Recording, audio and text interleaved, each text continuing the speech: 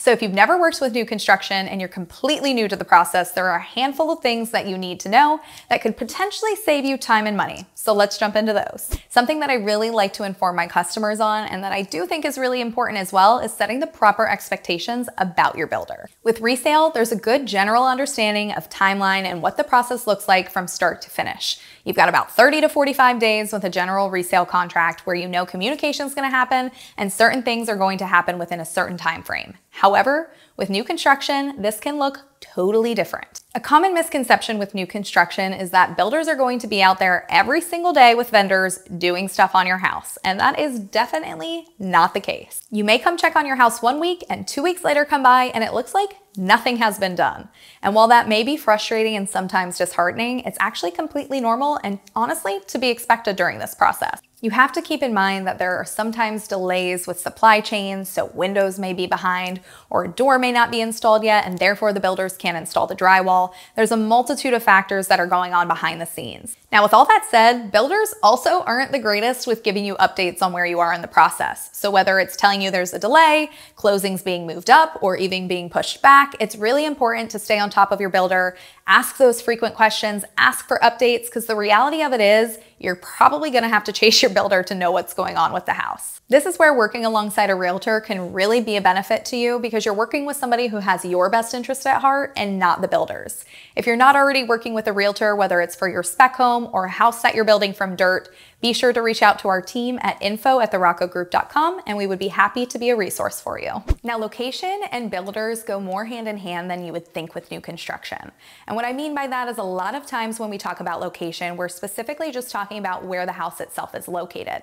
However, not every single builder builds in every neighborhood or builds in every county. For example, where we are today in Seven Pines, located in Duval County, there are 2 builders that build in this new construction community. We have ICI and David Weekley. These are semi-custom builders. However, not every community offers these types of builders, doesn't offer the type of custom builds or the style housing. So location is going to be very important, and determining which builder that you'd like within that neighborhood is also going to be key. Aside from location and builders, another way to help you decide which community you would like to be in is, of course, the amenities that the communities have to offer. Here in Northeast Florida, a lot of our new construction communities are what we call master planned communities. You've heard us talk about this many times on our channel, but a master planned community is essentially a community that has resort style amenities to offer, such as Nocatee or Rivertown or even Silverleaf. Aside from determining what type of amenities meet your family's needs best, another important thing to keep in mind is, of course, going to be the fees that are associated with these communities and the amenities that are offered.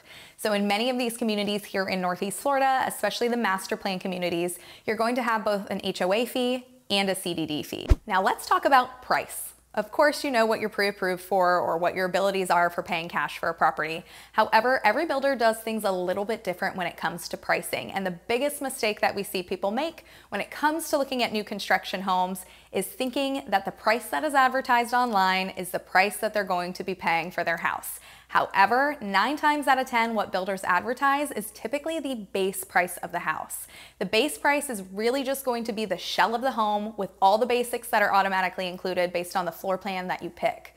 There's also going to be the lot premium, which will vary depending on which lot you select. So for example, if you pick an interior lot backed to another house, it's going to be less expensive. And then if you pick a premium lot backed to a pond or to other water or to a preserve, of course, you're going to see a higher premium on that number. You're going to have other things like structural options and design options, which will come into play as well. And depending on the builder, they may have different requirements into how those options are paid.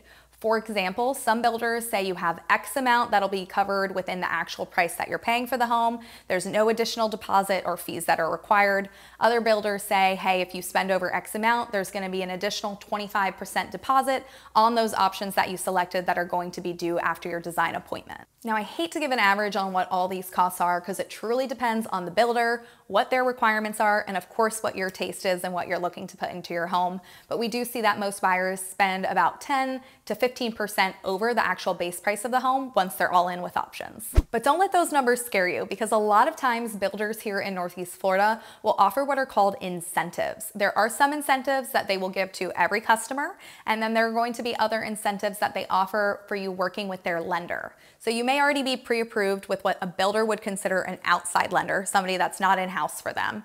and you are more than welcome to work with that lender, or of course, if you're paying cash, there are going to be other opportunities for you. However, if you do work with the builder's lender in-house, they do tend to offer additional incentives for you. Those incentives can come as what are called flex cash, which is essentially a dollar amount, whether it's $10,000 or $15,000. These incentives change daily, so keep that in mind depending on what the market's doing, how many homes are being sold in the community itself. But they'll give you this flex cash and you can use that towards options, you can use it towards your closing costs, or you can even use it to buy down the purchase price of the house. Though those incentives may look really enticing, at the end of the day, your interest rate is going to play a huge factor, and if your outside lender can give you a better deal, it may be worth considering. If you're not familiar with new construction here in Northeast Florida, there are a handful of options for you, and what I mean by that is you do have some builders that do package or pre-selected options, and you also have a lot of builders that are doing semi-custom builds. If you want something that's fully custom, you're gonna have limited options, but they are still out there. What I mean by this is if you look at D.R. Horton or Lennar as an example, these are what I call package builders, or they have pre-selected options. So you're going to meet with them in the office. They're going to lay out 3 or 4 different options. They're going to have an espresso cabinet, a white cabinet, a gray cabinet, whatever they have for that community and for those houses. And paired with those cabinets, there's going to be specific type of flooring, specific type of countertops, and then you're going to select that package or that pre-selected option. Now, if you look at builders like ICI or David Weekley or Toll Brothers or Ashley Homes, just to name a few of our many semi-custom builders here in Northeast Florida,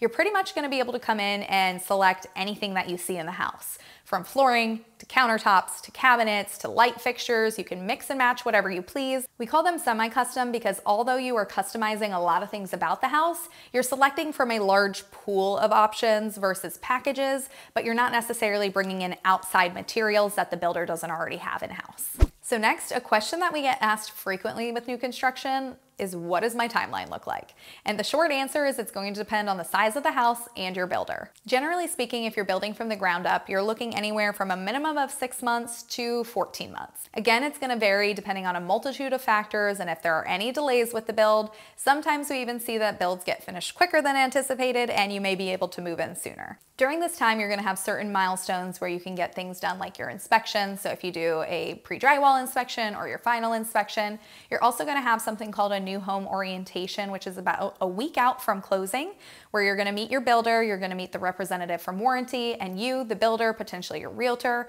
are going to walk through the house and you're going to look at everything. You're going to mark anything that needs to be addressed, typically with blue or green tape. You're going to make sure all the windows operate, there's no leaks under the sink. You're going to check everything.